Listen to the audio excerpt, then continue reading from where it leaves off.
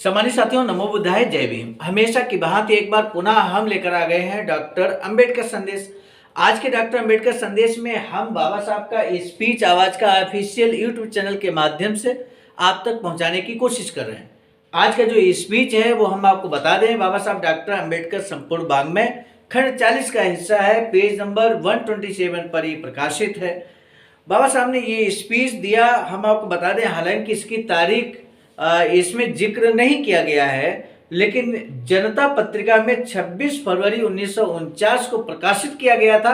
ऐसा क्रांतिकारी स्पीच हम आप तक पहुंचाने की कोशिश कर रहे हैं। आज का डॉक्टर अंबेडकर संदेश इसलिए बहुत खास होने वाला है क्योंकि आज हम बात करेंगे हिंदू कोड बिल की। जो बाबा साहब ने हिंदू कोड बिल में क्या क्या प्रावधान कर रखे थे, किसके लिए विशेष प्रावधान किए थे, हम आपको बता दें। हिंदू कोड बिल में बाबा साहब ने महिलाओं के लिए जो अधिकार दिए और साथ ही साथ तलाक की क्या व्यवस्था थी और क्या परिवर्तन किया बाबा साहब ने हिंदू कोड बिल में, ये बहुत सारी बातें यहाँ पर हम लोग देखने वाले हैं आज के डॉक्टर अंबेडकर संदेश में। आज का जो विषय है वो हम आपको बता दें। बाबा साहब कहते हैं कि हिंदू परंपरागत धर्म के जर्जर हिस्सों को ठीक करने के अलावा हिंदू कोड बिल में दूसरा कुछ नहीं है। इसी बात को लेकर हम आ गए हैं डॉक्टर बाबा साहब। कहते हैं कि अगर मुझे किसी समुदाय की प्रगति मापनी हो तो उस समुदाय की महिलाओं ने क्या प्रगति हासिल की है, मैं उससे मापता हूं। इसी सुंदर से कोटेशन के साथ शुरू करते हैं आज का डॉक्टर अंबेडकर संदेश, जो कि प्रसारित किया जा रहा है Buddha Bodhisattva Ambedkar international centre BBAIC, Sarnath, Varanasi, राज्य उत्तर प्रदेश, देश भारत से। सम्मानित साथियों, आज का विषय पहले ही हमने आपको अवगत कराया है। हिंदू परंपरागत धर्म के जर्जर हिस्सों को ठीक करने के अलावा हिंदू कोड बिल में दूसरा कुछ नहीं है, ऐसा बाबा साहब कहते हैं। बाबा साहब डॉक्टर अंबेडकर संपूर्ण वाङ्मय खंड 40 पृष्ठ संख्या 127 से 129 तक प्रकाशित इस डॉक्टर अंबेडकर संदेश के माध्यम से हम आपको बता दें, हिंदू पार्लियामेंट के समक्ष नए हिंदू कोड बिल को कानून में रूपांतरित करने के लिए प्रस्तुत करते हुए भारत के कानून मंत्री डॉक्टर बाबा साहब अंबेडकर ने कहा,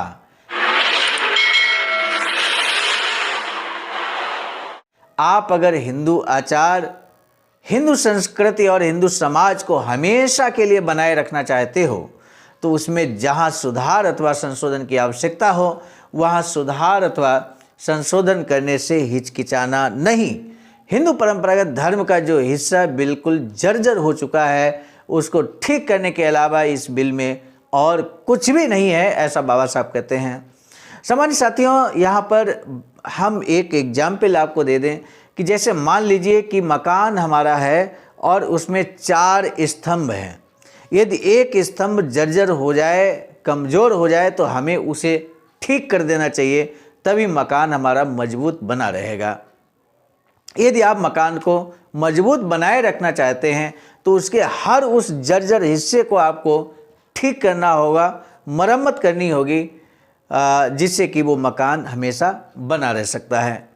लेकिन यदि आपने जर्जर हिस्से को ठीक नहीं किया तो वो मकान मजबूत होते हुए भी, क्योंकि उसका कुछ हिस्सा, कुछ पिलर जर्जर हो चुके हैं, वो एक न एक दिन भरभरा कर गिर पड़ेगा। तो इसलिए बाबा साहब कहते हैं कि जर्जर हिस्से को ठीक कर देंगे तो हिंदू धर्म हमेशा के लिए बना रहेगा। लेकिन आगे क्या कुछ बाबा साहब कहते हैं, हम आपको बाबा साहब के ही शब्दों में बताने की कोशिश कर रहे हैं। वीडियो को अंत तक जरूर देखिएगा क्योंकि आज हिंदू कोड बिल के बारे में बहुत सारी बातें बाबा साहब ने की हैं। महिलाओं को क्या अधिकार बाबा साहब ने दिए, बच्चे को गोद लेने के मामले में क्या कुछ प्रावधान किए हिंदू कोड बिल में, लड़कियों को, यूं कहें कि बालिकाओं को, बेटियों को जो संपत्ति का अधिकार है उसके बारे में क्या बात कही और क्या प्रावधान किए हिंदू कोड बिल में। ये बहुत ही महत्वपूर्ण बातें हैं जिन पर हमें जरूर यहाँ पर विचार करना चाहिए, जरूर आज के बाबा साहब के स्पीच को संदर्भ लेना चाहिए। तो आइए, बाबा साहब कहते हैं कि विवाह के बारे में पुरानी सोच और नई सोच वाले लोगों की मर्जी रखने की कोशिश की गई है। पुरानी सोच वाले लोगों को धर्म के अनुसार उनके ही समाज के दूल्हा दुल्हनों की शादी कराने की इजाज़त दी गई है। तो नई सोच वाले लोगों को अपनी विवेक की मानते हुए अपने समाज से बाहर के दूल्हा दुल्हनों के साथ शादी करने की आज़ादी दी गई है। पुराना और नया जो हिंदू कोड बिल है उसमें क्या शामिल किया गया? बाबा साहब कहते हैं कि इंटरकास्ट शादियां कर सकते हैं यहाँ पर, जो कि प्रावधान किया गया है हिंदू कोड बिल। बाबा साहब कहते हैं कि हिंदू समाज का 90% हिस्सा शूद्रों का है और शूद्रों में विवाह विच्छेद या तलाक देने की रीति बहुत आम है। केवल 10% हिंदुओं में तलाक लेने की रीति नहीं है। इसलिए बाबा साहब कहते हैं कि इसलिए मेरा ये सवाल है कि क्या आप 10% लोगों का कानून 90% लोगों पर लागू करेंगे? ये बात बाबा साहब कहते हैं। बाबा साहब आगे कहते हैं कि आप पाएंगे कि लोगों को तलाक का अधिकार हमारे शास्त्रों में दिया गया है। वैवाहिक संबंध सुखदायी होने के लिए शास्त्रों द्वारा बताए गए नियमों को एक तरफ कर अलग ही रूढ़ियों को उनसे श्रेष्ठ स्थान दिया जा रहा है। दुनिया के जिन लोगों में तलाक बहुत आम बात है, उनके अनुभव तलाक का अधिकार देने के लिए अनुकूल ही है। लोगों की राय जानने के लिए प्रसारित किया जाए या उसे प्रकाशित किया जाए। बाबा साहब कहते हैं कि दूसरी, यह सरकार के लिए अथवा इस सदन के लिए बंधनकारी नहीं है कि हर बिल, ये जानबूझकर ऐसी व्यवस्था की गई है कि इस बिल का असर केवल प्रांत तक ही सीमित रहे। इस बात को अगर प्रांत तक ही सीमित रखना हो तो इससे पहले भी 2-3 बार ये बिल लोगों की राय जानने के लिए प्रकाशित किया गया था। चौथी बार बिल को लोगों के सामने रखने से कोई खास फर्क नहीं पड़ेगा। कोई खास फर्क पड़ेगा ऐसा मुझे नहीं लगता। बाबा साहब कहते हैं जब रियासतों पर भी इस कोड को लागू किया जाएगा तब मैं आपको यकीन दिलाता हूं कि रियासत के लोगों की राय भी ली जाएगी। सिलेक्ट कमेटी द्वारा वैवाहिक अधिकारों और कानूनन तलाक के बारे में 2 नए परिच्छेद बिल पहले बिल में जोड़े गए हैं। सिलेक्ट कमेटी का कहना है कि धर्मांतरण के कारण अगर पिता अपने बच्चे को गोद देने की प्रक्रिया में शामिल होने के लायक नहीं माना जाता तब अपने बच्चे को गोद देने का अधिकार मां के पास होना चाहिए। इसी प्रकार अगर किसी हिंदू विधवा द्वारा धर्मांतरण किया जाता है तो अपने बच्चे को गोद देने का उसका अधिकार भी निरस्त किया जाए, ऐसी व्यवस्था इस बिल में की गई है। गोद लेने के लिए विभिन्न तरीकों में भी थोड़ा फेरबदल किया गया है।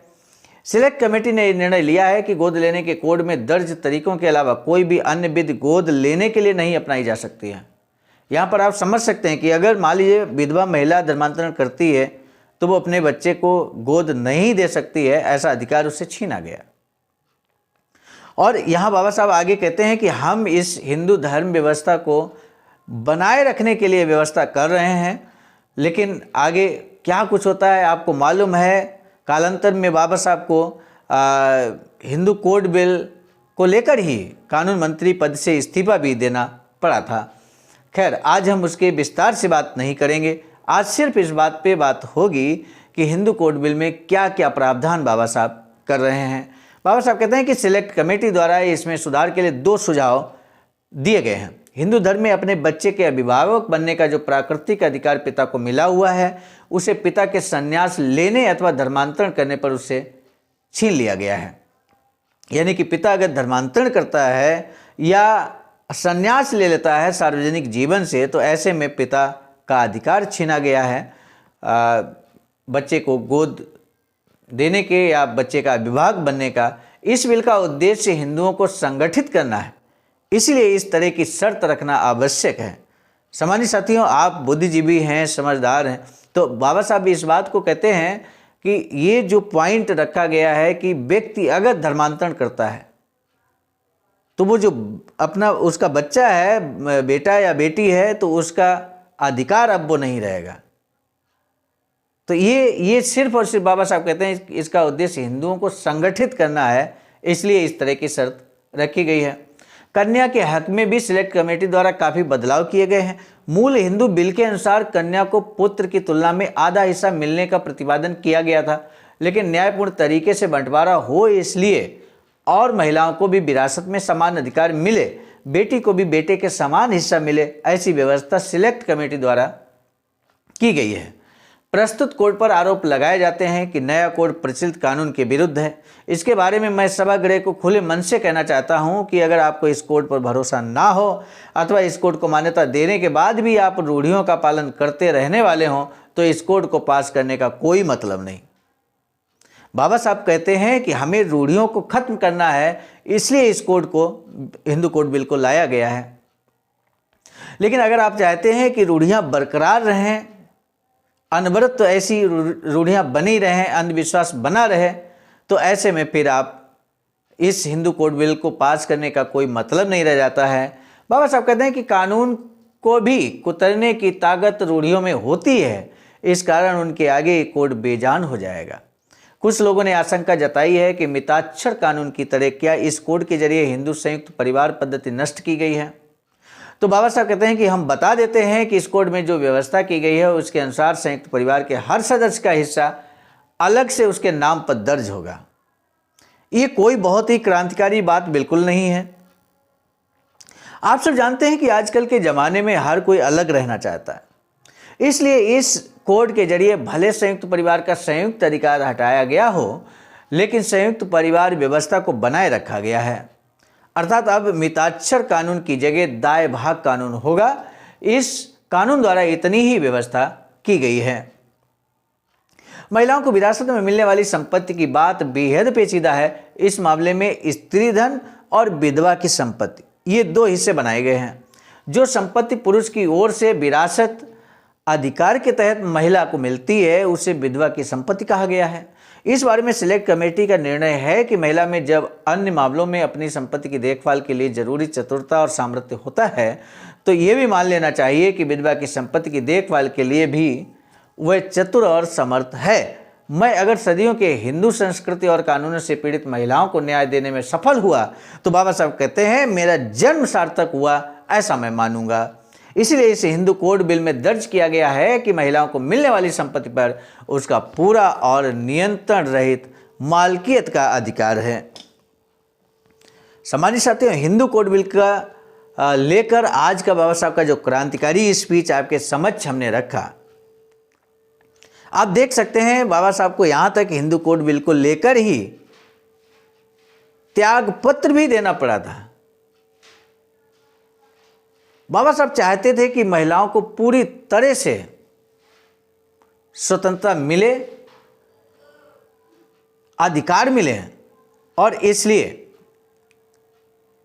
पूरी तरह से बाबा साहब ने इस कानून को सफल बनाने के लिए यहां तक कह दिया कि हिंदू कोड बिल अगर पास होता है, जिन प्रावधानों को यहां पर किया गया है, यदि वो पास होता है तो ये समझ लीजिए कि मेरा जीवन सार्थक हो जाएगा। इतना बाबा साहब चिंतित थे बहनों, बेटियों और महिलाओं के प्रति।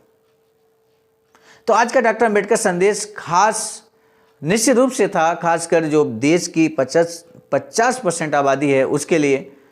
यूं कहें, कैसा लगा आज का डॉक्टर अंबेडकर संदेश जरूर बताइएगा कमेंट बॉक्स में जाकर। हम आपको बता दें, बाबा साहब की एक अधूरी इच्छा वैचारिक सेंटर बनाने की थी, जो कि इस समय निर्माणाधीन है। आवाज का BBS3 और आईडासा के माध्यम से वैचारिक सेंटर का निर्माण सारनाथ, वाराणसी, फरीदपुर में चल रहा है।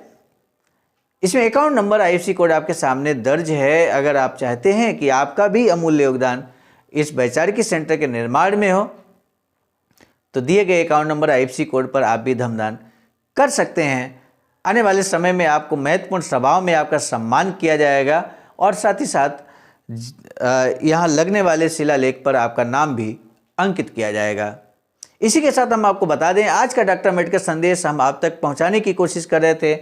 प्रेरणा स्रोत मिशन नायक बुद्ध मित्र मुसाफिर सर, राष्ट्रीय महासचिव आवाज का नई दिल्ली, एवं संकलनकर्ता के रूप में परम आदरणीय विजय कुमार बौद्ध जी, प्रांतीय कोषाध्यक्ष आवाज का बिहार, प्रस्तुतकर्ता के रूप में मैं स्वयं सर्वजीत आर्य, राष्ट्रीय कोषाध्यक्ष आवाज का नई दिल्ली। पुनः नए डॉक्टर अंबेडकर संदेश के साथ मिलेंगे, तब तक के लिए सादर नमो बुद्धाय, जय भीम। सम्मानित साथियों, कि आपने अभी तक आवाज का ऑफिशियल यूट्यूब चैनल सब्सक्राइब नहीं किया है, यदि नहीं किया है तो अब जरूर कर लीजिए, क्योंकि हम आवाज का ऑफिशियल के माध्यम से डॉक्टर अंबेडकर संदेश के नाम से बाबा साहब के क्रांतिकारी स्पीच आप तक नियमित तौर पर पहुंचा रहे हैं। बाबा साहब डॉक्टर अंबेडकर संपूर्ण वाङ्मय से